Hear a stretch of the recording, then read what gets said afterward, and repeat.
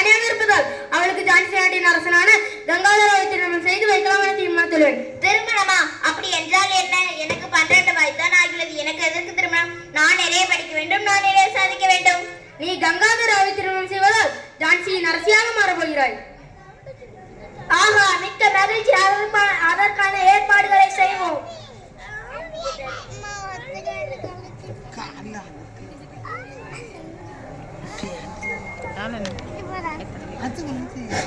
ஜான்சி பகுதியை மன்னர் கங்காதர ராவ் மற்றும் அவரது மனைவி லட்சுமி பாய் சிறப்பாக ஆட்சி செய்தார்கள். அப்போது அவர்களுக்கு தாமோதர ராவ் என்ற ஆண் குழந்தை பிறந்தது. ஆனால் இந்த குழந்தை 4 மாதத்தில் இறந்து விடுகிறது. தன் மகனின் இழப்பை தாங்க முடியாமல் மன்னன் என்ன செய்கிறார் என்பதை இப்போது பார்க்கலாம். எனக்கு மணிகர்ணிகாவை திருமணம் செய்வதில் மிக்க மகிழ்ச்சி. வரலாறு அவளுக்கு புதிய பெயரை சூட்ட இருக்கிறது. மணிகர்ணிகா நீ இன்று முதல் ஜான்சி ராணி லட்சுமி பாய் என்று அன்போடு அழைக்கப்படுவாய்.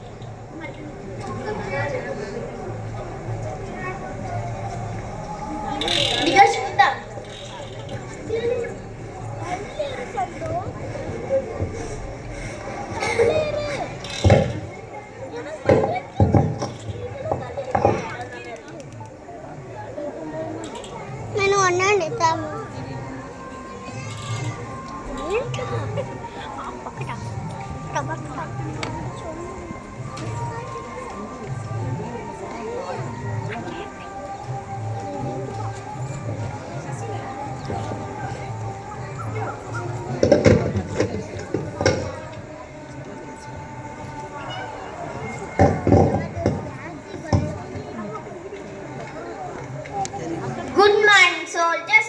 Our Governor General Dalhousie is coming, so be ready.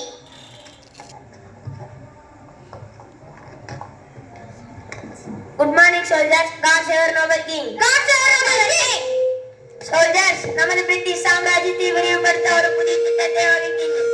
அது என்னவென்றால் நார்த் ரிங்ஸ் ஆஃப் ஃபிளாக்ஸ். இத்திட்டத்தின்படி இந்திய மன்னர்கள் ஆண் வாரிசு இல்லாமல் இருந்து விட்டால் அவர்களுடைய இடத்தை நம் வசப்படுத்திக் கொள்ளலாம். Super pass. இந்தியாவின் பல பகுதிகள் நம்ம வசம் வரப்போகிறது. இன்னும் அதிகமாக இந்தியர்களை கட்டாயப்படுத்தி நம் ராணுவத்தில் சேர்த்து நம் பலத்தை வலுப்படுத்த வேண்டும்.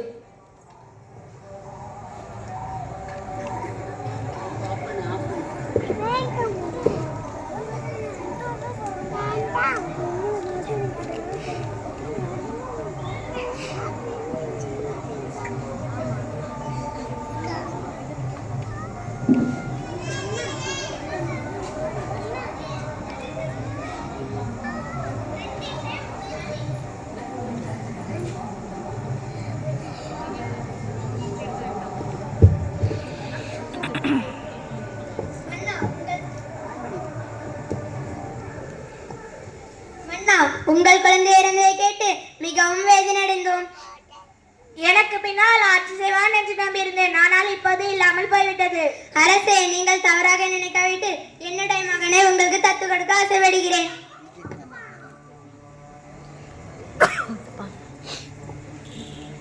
என் மகன் போல் இருக்கிறான். இவனை இன்றே தத்தெடுத்துக் கொள்கிறேன்.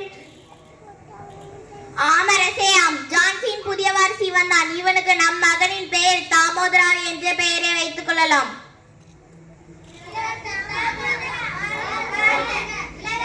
தாமோதரா வாழ்க வாழ்க.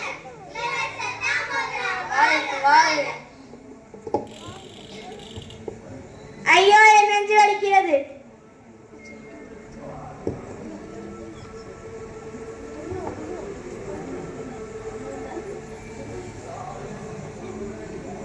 ஐயோ அரசே, என்னை இப்படி தனியாக விட்டு நீங்கள் இல்லாமல் நான் எப்படி இருக்க போகின்றேன்? அரசி அரசி, ஒரு ஆபத்து. என்ன சொல்லுங்கள். ஆங்கிலேயர்கள் புதிதாக ஒரு திட்டம் கொண்டு வந்திருக்கிறார்கள். ஆண் வாரிசு இல்லாமல் அரசர் இருந்து விட்டார். இந்த நாடு முழுவதும் ஆங்கிலேயர்கள் தன்வசப்படுத்துகிறார்கள். எனக்கு தான் ஒரு ஆண் வாரிசு உள்ளதே. ஜான்ஸ் என்னுடைய யாருக்கும் விட்டு தர மாட்டேன்.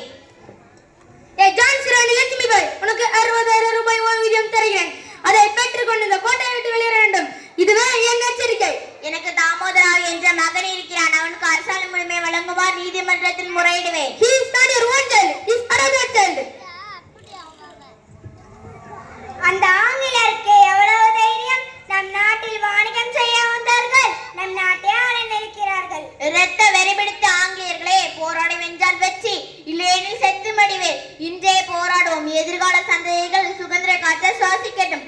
வீரர்களே, ஆங்கிலேயரை பார்த்து அச்சம் கொள்ளாதீர்கள். உங்களை காப்பாற்ற நான் இருக்கிறேன். நானா சாஹிப்பும் தாண்டிய தோவும் 20,000 பேர் கொண்ட படைகளை நம்முடன் அனுப்பி கொண்டிருக்கிறார்கள். அவர்களிடம் நம்ம வீரர்களுக்கு குண்டு வச்சு கட்டுக்கொண்டிருக்கிறார்கள். நம்மில் ஒருவர் உயிர் இருக்கும் வரை தொடர்ந்து போராட வேண்டும். அரசி, நம்முடைய படைகள் எல்லாம் ஆங்கிலேய அரசு கைப்பற்றியுள்ளது. மிகவும் பயமாக உள்ளது. அவர்களிடம் பீரங்கி மற்றும் துப்பாக்கி உள்ளது. ஆகவே நம் ஆங்கிலேயரிடம் சரண்டர் அடைவது மிகவும் சிறந்தது என நினைக்கிறேன். நம்மால் வெற்றி பெறுவது மிகவும் கடினம். இந்த ஜான்ஸ் ராணி லட்சுமிபாய் யாருக்கும் சரணடைய மாட்டாள். இந்த நாட்டிற்காக எங்கள் உயிரையும் கொடுக்க தயாராக உள்ளோம். எங்கள் உயிரை கொடுத்தாவது இந்த தேசத்தை பாதுகாப்போம். யுத்தத்தில் நானே இறங்கி போராடுகின்றேன். முயற்சி செய்து வெற்றி பெறுவோம்.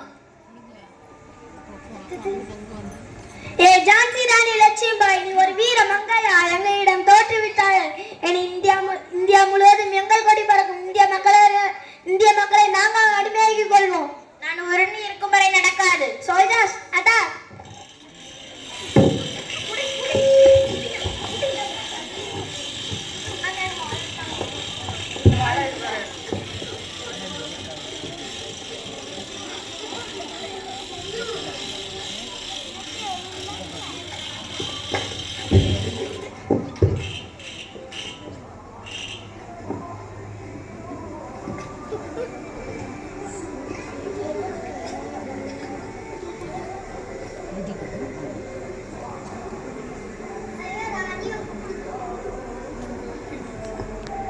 ஐயோ ராணி, உங்களை காப்பாற்ற முடியாமல் போய்விட்டது. எங்களை மன்னித்து விடுங்கள்.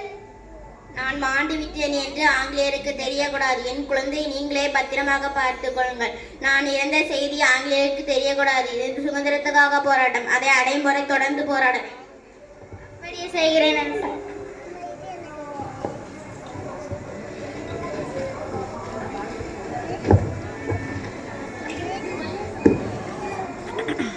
சுதந்திரம் என்பது எளிதாக கிடைத்த ஒன்றல்ல. பல வீரர்கள், பல தலைவர்கள் ரத்தம் சிந்தி தங்கள் உயிர் தியாகம் செய்து சுதந்திரம் வாங்கி கொடுத்துள்ளார்கள். அவ்வாறு கிடைத்த சுதந்திரம் இப்போது எங்கே போய் கொண்டிருக்கிறது? மதத்தின் பெயரால் பல மாநிலங்கள் பற்றி எரிகின்றது.